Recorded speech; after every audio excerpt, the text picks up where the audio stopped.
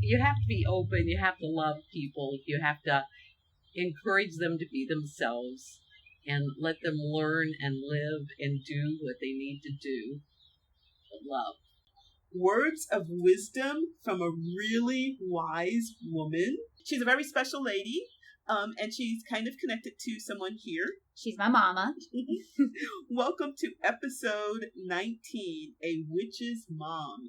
Stay tuned. Stay tuned.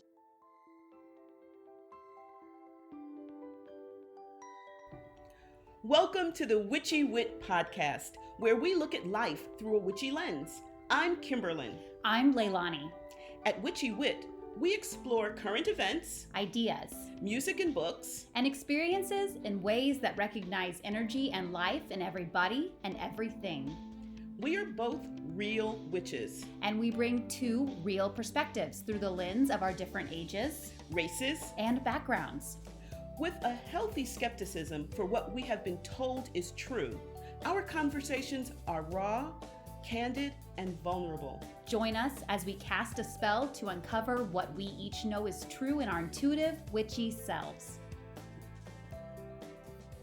So before we get started, I should say that in the spirit of being witchy and it being spring, hopefully this is actually going to be heard in the spring, we're recording this outside. So you're going to hear birds chirping. Hopefully you won't hear like any sort of, like circle of life type stuff. And we may have to stop when the planes go overhead. But yeah, there you go. Is it technically spring still? I thought. Oh yeah, spring till summer solstice. Summer solstice. Mm-hmm. It just feels like summer. It feels like summer because we're in Texas. In Texas, And okay. spring lasts this spring actually was pretty long, but normally spring is about a day and a half here. That's so, true. So it's now, it's what, 90 degrees? It is. 90 degrees. Hot. We're drinking iced tea. I'm sitting out on the back porch, kind of sweating a little bit. So anyway, so I'm going to start by telling you a little bit. One of the things, I just came back from a little mini vacation, and in the way back, I love audiobooks, and I was listening to the Testaments. And in an episode, a couple of episodes ago, we were talking about books, and I mentioned Margaret Atwood's The Handmaid's Tale. And I loved reading this book now because it gives so much more insight into the characters that are kind of one-dimensional, or at least perceived as one-dimensional in the first, but we get so much more nuance, and it's not all positive, but it really gives you more insight into, this is Aunt Lydia, who's like a kind of a villain, but it gives so much more insight into her choices and why she's doing what she does, and kind of makes her a little bit of a badass, and a little bit more of like a dark hero, not a hero per se, but definitely not the villain. So it's really nice getting more insight about something, and that's one of the reasons I like reading, trilogies and things like that when they're well written. Didn't you read The Handmaid's Tale decades ago? Yes, I did. So did you just take a break? Oh, well, no. Okay, so I read it back when it first came out, and then for my book group, I read it about 2 or 3 years ago. Oh, okay. Mm-hmm. And Margaret Atwood actually came to San Antonio about that same time. So it was great that I had just read the book. But the Testaments didn't. She's the one who took the hiatus. She wrote one in 1985, and the Testaments didn't come out until 2019. Whoa! It didn't come out until after the Hulu shows had started, and I guess people were like busting her. Probably. Is there going to be a sequel? And for many years she said no. And then I think she finally just got tired of people bumping her bush. So she said, okay, here's a sequel. And I'm so glad. She either got tired, or maybe she was like, the world needs help, and I'm going to deliver it in this book. And it does. It really does, because the other is so dystopian. So I highly recommend the Testaments if you get a chance, Margaret Atwood. So that's what's going on with me. What about with you? So on the other end of the spectrum, I am thrilled. Right outside of my classroom window, I've been seeing a hummingbird fly around, which is not uncommon, but she was flying around a lot. Mm-hmm. And then I figured out that she has a nest. Oh my God, that's so cool. And I am freaking out. So I used to always get upset with my students because, and I'm sure you know this as a teacher, anytime anything would happen outside, it was like the most interesting thing in the world, right? So much more interesting than whatever you were talking about. Like the wind blows and they're like staring at the tree, like there's clouds. geez, if it rains, like all bets are off, right? You know. Yeah. Now I'm feeling like them because now that there's this hummingbird and it sits in this nest, like I just will stand at the window. You can see the nest? I can see the nest. Oh my gosh. And if y'all know, like hummingbird nests are super small. Yeah. They're like the size of a quarter. Uh-huh. And so that tells you it's fairly close, but it's not super close. But I can see the hummingbird sit in the nest. No, so I've done a lot of research. Mm-hmm. They're normally going to sit in the nest 2 to 3 weeks before the eggs hatch. Mm-hmm. This may be the only reason I'm sad about school ending. Well, you just have to go back every day. Can you get on? Can you get? I can. I think I might be driving to my campus daily just to look up at the hummingbird because hummingbird babies. I know. I mean, how? I can't imagine many people get to see that. Right? So I'm obsessed with hummingbirds, and I've never seen a hummingbird's nest with a hummingbird. Like I've never seen it in process. Yes. You know. Yeah. So this is so cool. I'm trying to give myself some grace about being so excited and distracted all day. Well, I don't want to say it's school over because school is not over. We teach until the very last day. We do. But the tests are over. Right? The tests are over for seniors, but not for underclassmen. Okay, gotcha. But okay. But it doesn't matter. That's fine. I can stare out the window all I want at hummingbird. But here's also another thing. No one else seems to be as impressed as I am. Really? And I'm like, I'm going to go outside and look because I found I can get like a couple of feet closer if I go outside and stand under the tree and look up at the hummingbird. And I'm like, I'm going to go. And none of my coworkers are like interested. Like they'll like glance at her every now and then, but I am like a hummingbird. First of all, a hummingbird that's still enough that it's just that's so rare. Wow. And I have a friend who would be so obsessed. I am. I love your friend. Wow. And when I was earning my master's degree, my mentor, my academic mentor, she always called me hummingbird resting on a branch. That was like how she addressed me. Because of your activity. Yes, because of my energy. Yeah. So now I'm like watching this hummingbird resting on a branch, and I'm like, oh my gosh. You see now what she saw. I think so. Whoa, that's so, I love this. This is so cool. It's existential. Yeah, I can imagine. And if I have some binoculars, if you want to get even closer. I actually do. Okay. Wow, that's so exciting. Thank you for caring. Yeah, I'm so amazed. excited. I can imagine. Yay. Well, enjoy. Good luck. Thank you. Yeah. I've been taking videos of it and sending it to people. Oh, okay. Send some to me. I'm pretty sure they're like, stop sending me videos. No, send them to me. Stop sending me grainy videos of a hummingbird sitting there. But I'm like, on a branch. Look, it's sitting on the branch. It's in the nest. Because they don't get how rare that is. Rare. I think I've seen a hummingbird like stop for a moment on a branch once in my life. Right? So. All right. There's a doggy. It's the circle of life. Hi, my name is Jean. So as you probably just heard, we have Jean here. This is a delightful woman who is, has some sort of connection with one of us, and perhaps you'd like She's my mama. And she has kindly consented to join us. Just a reminder, we're outdoors. We may have to stop, but whatever. That's the sound of my dog drinking water from his bowl. It's a circle of life. It's a circle of life. So, welcome, Jean. Welcome. Thank you so much for being a part of this.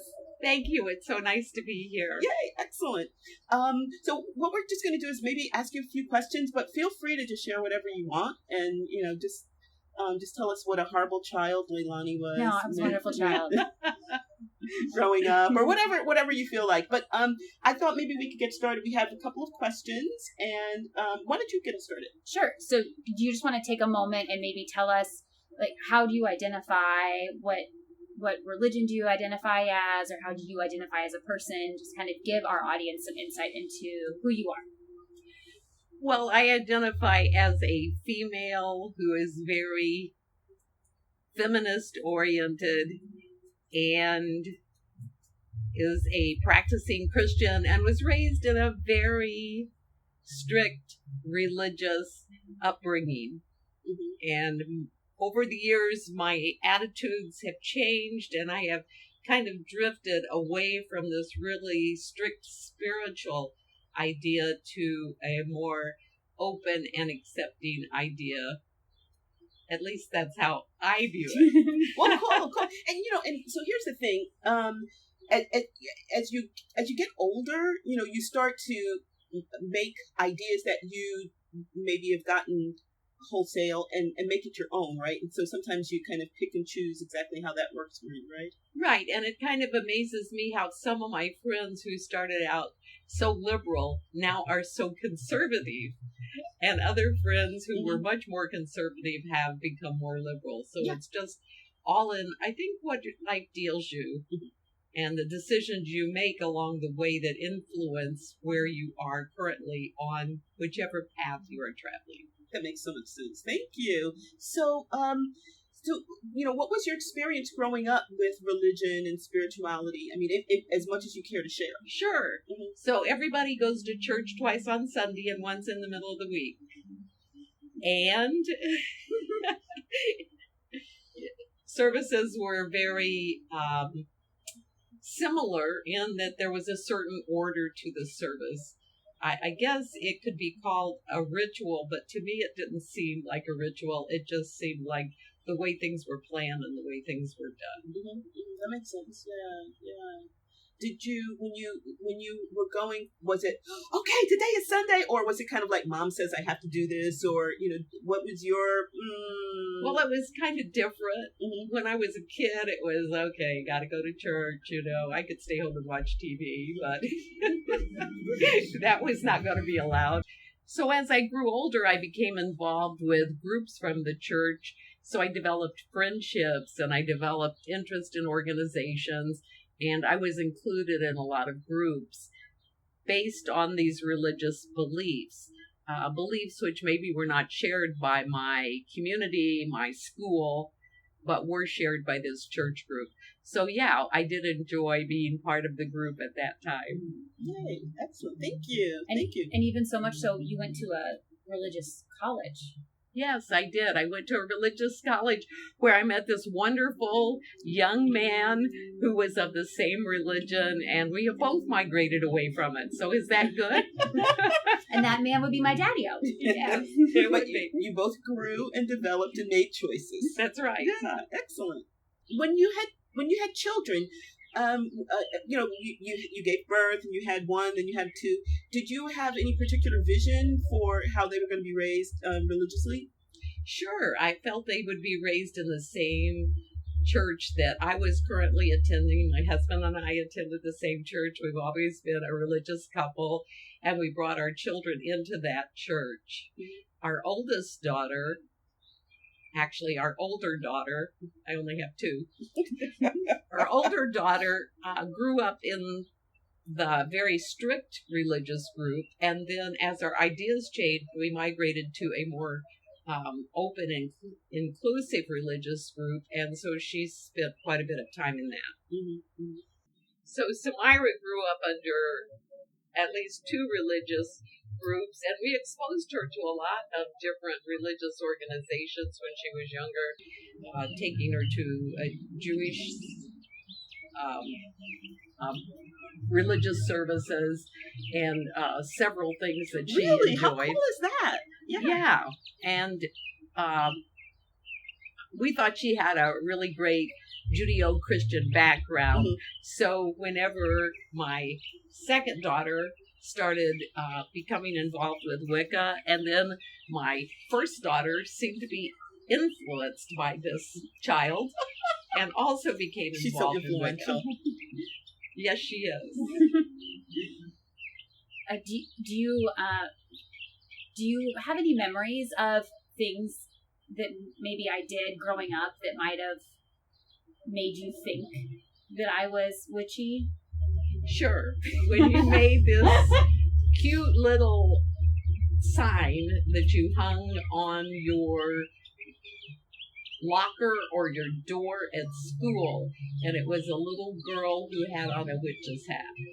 Oh, okay. That was in college. Was that in college? That was my freshman year. That was on my dorm. Oh, okay. I thought, in my mind, that was back in middle school. It was a Powerpuff Girl. Yes. And then we every woman in my dorm had a Powerpuff Girl, and then they decorated them. So if she played soccer, like the Powerpuff Girl had soccer, or if she was in theater, like she would be on a stage. And so the woman drew mine with a witch hat, which was fun. Yes. Oh, cool. Any memories of maybe when I was little or anything? This is a genuine question. I actually don't know if you have any. Yeah, I really don't remember anything specific. The earliest I remember you talking to me was when you were in high school about Wiccan practices. And I had told you that when I was growing up, I was interested in reading about Wiccan practices. Cool. Yay. Yeah. So when you were reading, do you remember, by any chance remember any of the stuff that you read? No, I just remember that it was pre-Christianity, the establishment, and I really don't remember much about it. I just remember being interested. Even at a young age, I was interested in where women had come from. And I saw this as being a religion that had a lot of influence by women and probably went back to the concept of procreation and a supreme mother. Do you remember when I was in college and I brought home a book and it was called When Someone You Love Is Wiccan? Which is really interesting because, like, a side note is I didn't really know what Wicca really was. I thought that was like my only choice. And so actually, like, now I don't identify as Wiccan, but that was like the closest thing that it might be like if someone wanted to be Christian, so they decided to be Catholic, but they didn't really realize there were all these other denominations. So, but that was like the only thing that I could find. And I remember bringing you home this thin purple book. Yeah, I remember that. You asked us to read it. Did I ask you to read it? I don't even remember actually giving it to you. I just remember like psyching myself up and like buying it. Yeah. So we had it. We read it. We discussed it. We said, "What do you think she's doing here?" What are we doing? Sending her off to college? She's supposed to be getting an education. Instead, she's turning into a witch. Did you have any worries? Because I think that it would be reasonable if you did. Did you have any worries or fears that I was going to be like a baby eater or? Oh no, or something? I never considered that because I know that in all religious organizations you have radicals that do crazy things. But I always knew you would not be going down a road that was something crazy. I felt that whatever your choices were going to be, even though Dad and I discussed them and we felt like this was not something that we would want you to do, but if it was something that you decided to do, we always felt that we needed to support you because you're entitled to make those choices. And then when you make those choices, you have to live with the results. So we've been very proud of you and the choices you've made and very proud of where those results have led you. Did you think that it might be like a phase, like a college exploration, rebellion? Yes. Sort of thing? I'm sorry, I didn't hear that answer. You might have to say it again softer. She'll outgrow this. Yeah, I felt like it could be something that you were just trying to delve into and figure things out. And I mean, like I said, when I was younger, I had read some about the religion, but I am still in a mainstream Christian religion, even though I have done some reading. And since you gave me that booklet, I have read much more than I had beforehand. Was there any point where you were afraid, not necessarily afraid of her, but afraid for her because of the choice that she made? Yes. I was afraid for her because I remember going to a church here in San Antonio and having them talk about the fact that there was a group of Satan worshipers that were killing animals and babies down at the Riverwalk. I remember that, and that was like, whoa. Because I feel like even though society identifies itself as being open and accepting, there are so many things that are not accepted. It's like, I will accept you as long as you go along with some of my basic beliefs. But if you're going to cross those two, I don't know that I can accept you. But that makes sense to me because no parent wants life to be more difficult for their child. And for better or worse, by me choosing to walk this path in the way that I do, it's going to cause issues. And I know you love me and you wouldn't want life to be any harder for me than it needed to be. Right. And it causes issues, potential issues for you. Like, I have not seen issues for you, but I always am concerned that they might arise. I'm concerned that in this San Antonio Bible Belt area that you could be penalized because of your views in your job, in your social interactions. So I have some concerns. So I feel that it's really good that you are concerned about who you invite into intimate knowledge of yourself. So, thank you so much for all of this. This is great. I love hearing all of this, particularly for me because I can't hear this from my mom, right? Mm-hmm. So it's really it's fascinating for me to hear how you grapple with this and how you negotiate like these changes, knowing like you love her and you want things to go smoothly for her. And I'm wondering if now, so this happened 15 years. Well, way more than that. Let's say close to 20 years ago. 20 years ago. Okay. So I guess what I would love to hear from you is now, now it's 20 years after you found out.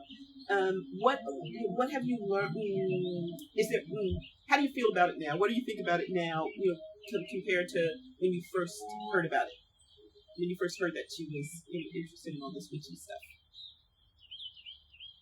I'm better able to articulate it, but I still have the very narrow feeling of danger or concern about who knows and who is involved. Mm-hmm. And so I guess I just want to protect her, but I also want to protect me because I do not want having closed minds attitudes influence my life based on my daughter's choices. And from the area that I live, I feel that that could very well be a reality. So while I hear things about coming out of the broom closet, I still feel like some ways you're really kind of not all the way out because you can't be all the way out and protect yourself at all. So how is that for you living in a more conservative rural area of the country? We used to, in college, joke about that area being the buckle of the Bible Belt.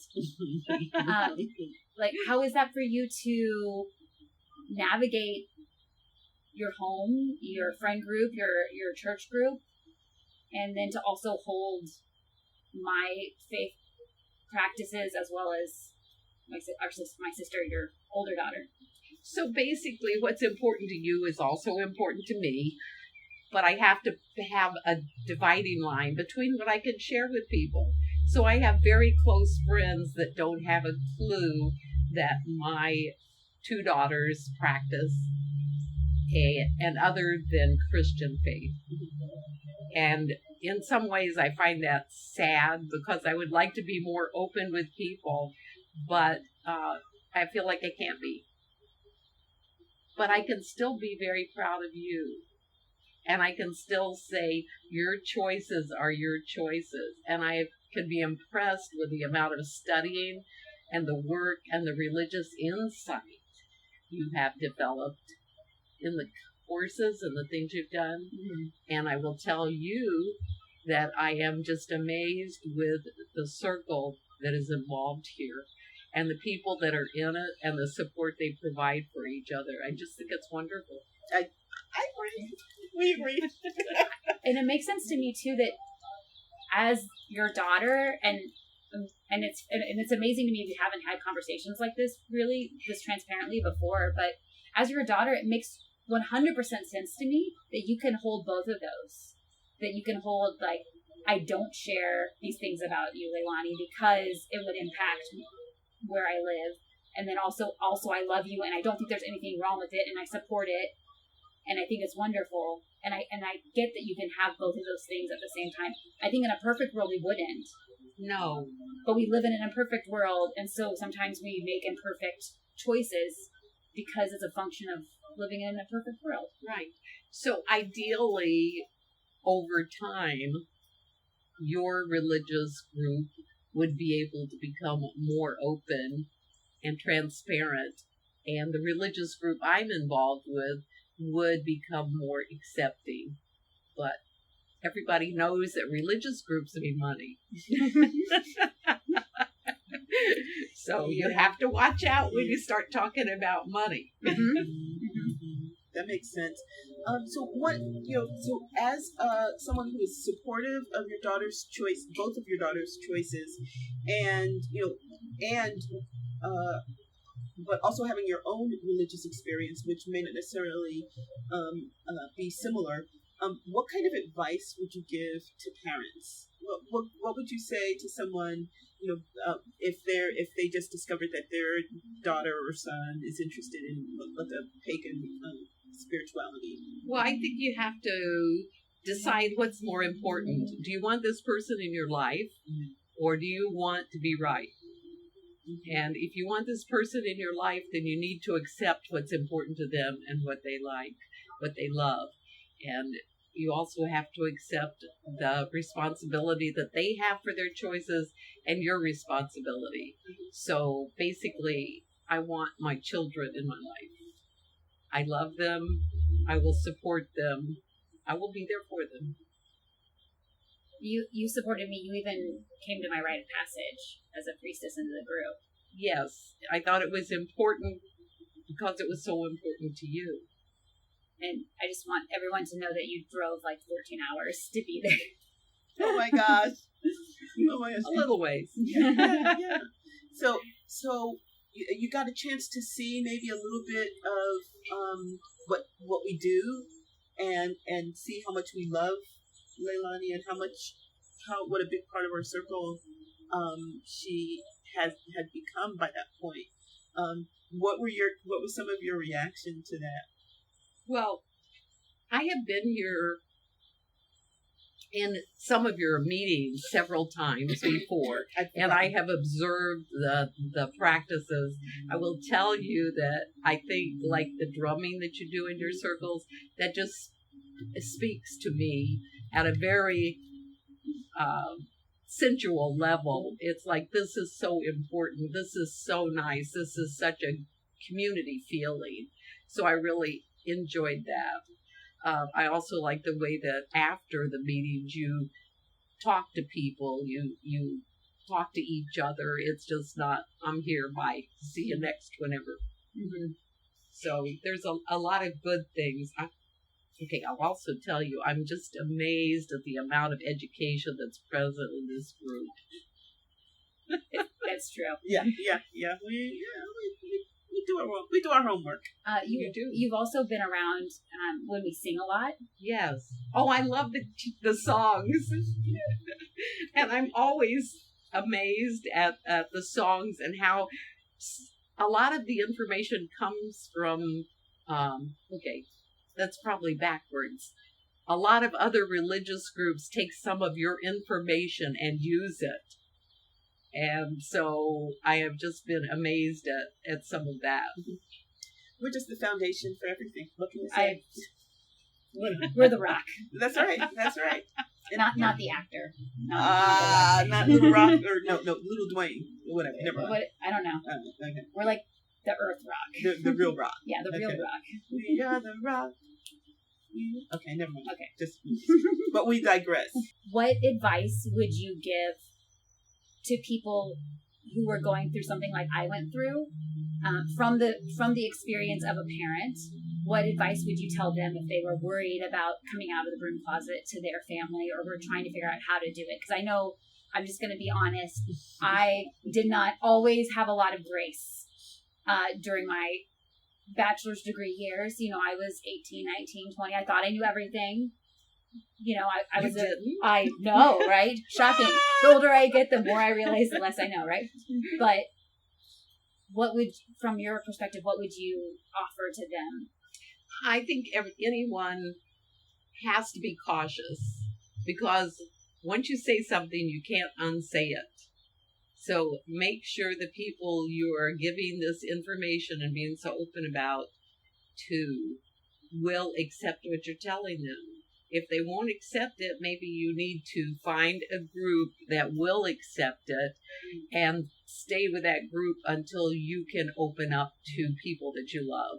Because people that you love are still just people, and some of them may be tied to certain things that will not allow them to accept you.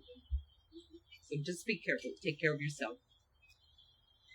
I see why Leilani is so smart. She has such a great model. Thank you so much. First of all, that's fabulous insight, but also great advice. I mean, it's so easy to say, oh, everyone will be like us, and we're, but thank you for helping us to recognize that it can be a little, the presentation could be a little bit more nuanced. How has social media been for you with the podcast, for one thing, but also Samira and I are pretty public.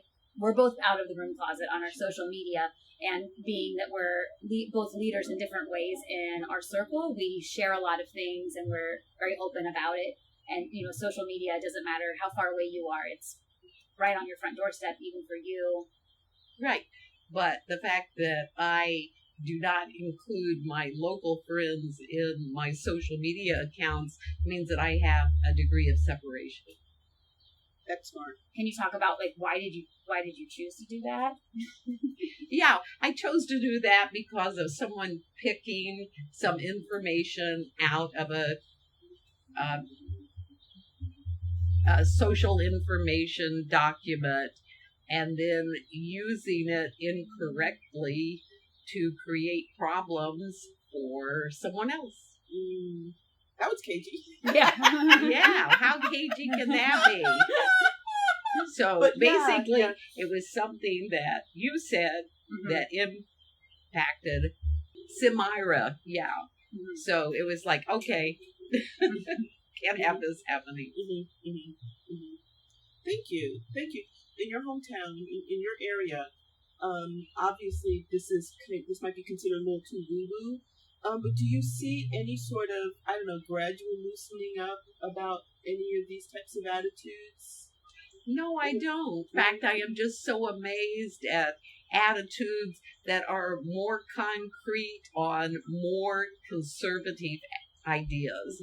And it's like, we really ought to be going the other direction.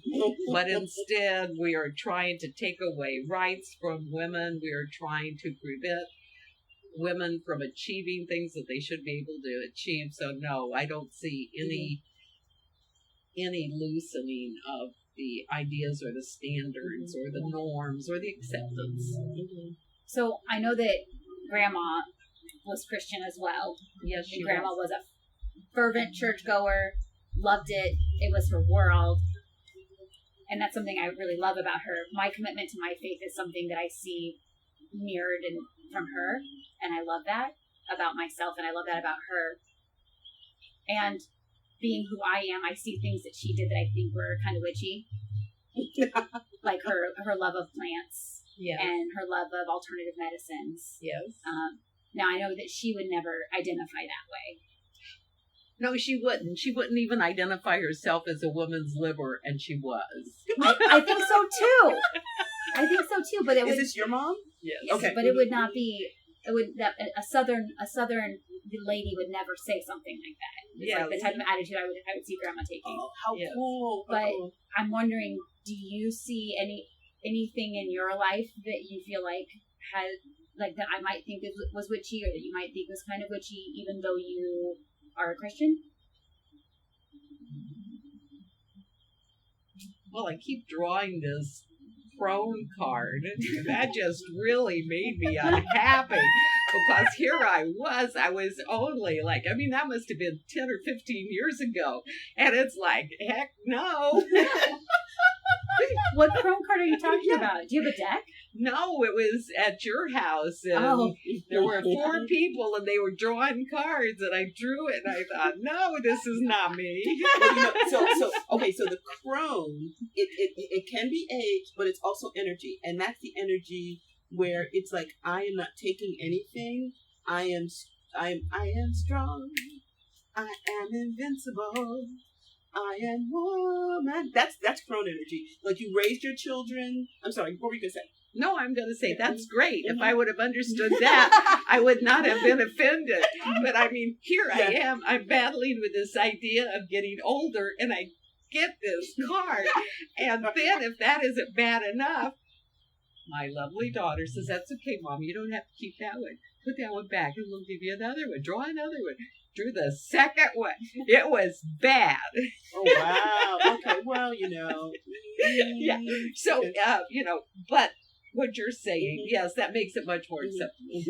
Yeah. So crones, they've raised their children. They've been the maidens. La la la la la. They've raised their children, and now it's all about you. It's about your self-actualization. It's about you doing what you care about, and prioritizing that.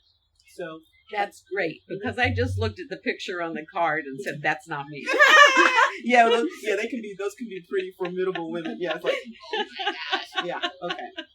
Let this be a lesson to all the listeners out there that if you share oracle decks or tarot cards or whatever with non-magical folk, they need some context. They need context, and clearly I did not give enough context. She scared the crap out of her mother. Way to go, Leilani. Not charismatic. Okay, alrighty. Well, thank you at least for opening yourself up to getting a card, and sure. And that was good, because I was with her. It was something she was doing with these, me, Leilani, and these 2 other people. Mm-hmm. Cool. Before we head out, is there anything else that you would want to share? Just that you have to be open. You have to love people. You have to encourage them to be themselves, and let them learn and live and do what they need to do.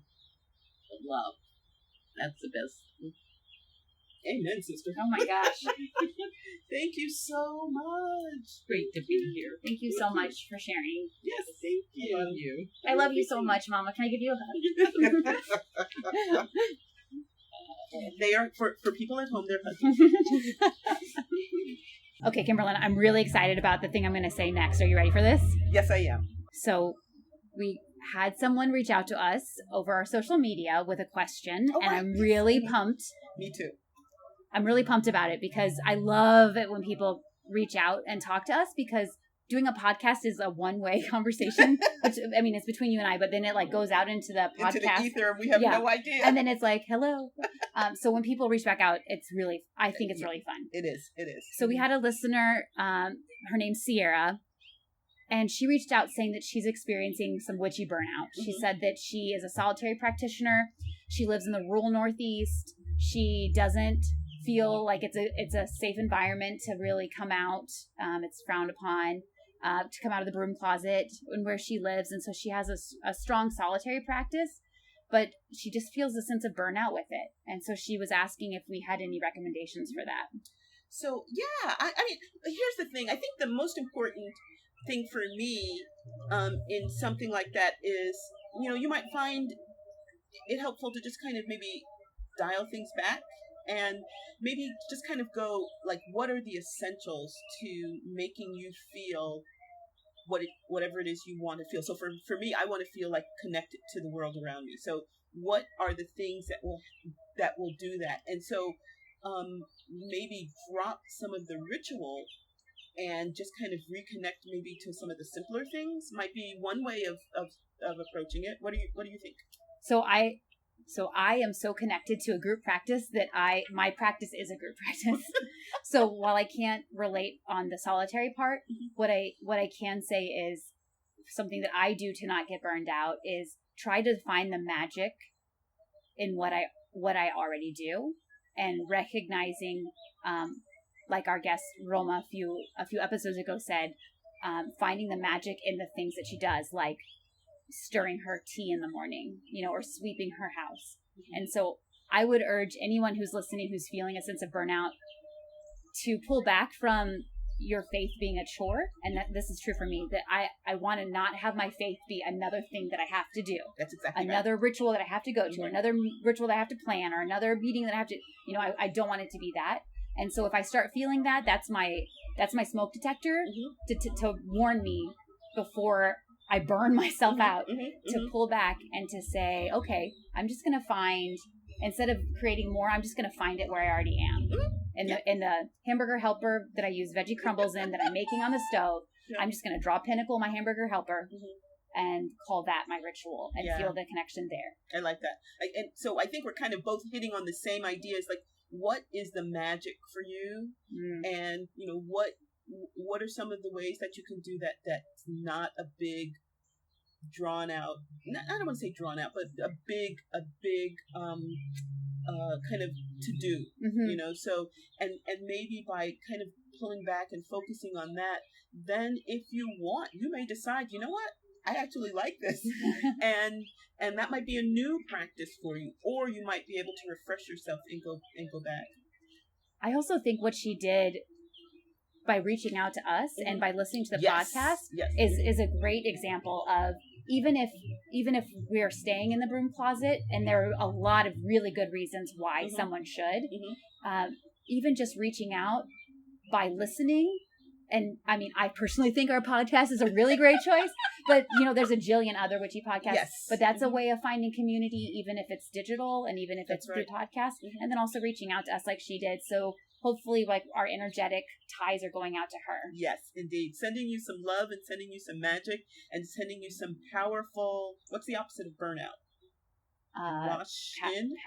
I don't know. Sending you some wonderfully passionate energy. Yeah, some good fiery energy in a good way. In a very good way. Exactly. Much love. Much love.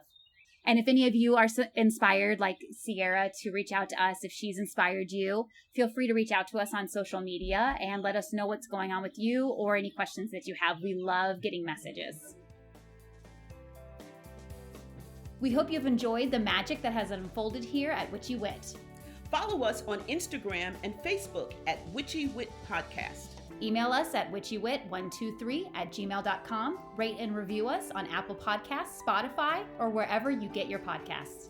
Get exclusive content and support us on Patreon. Stay witchy, y'all!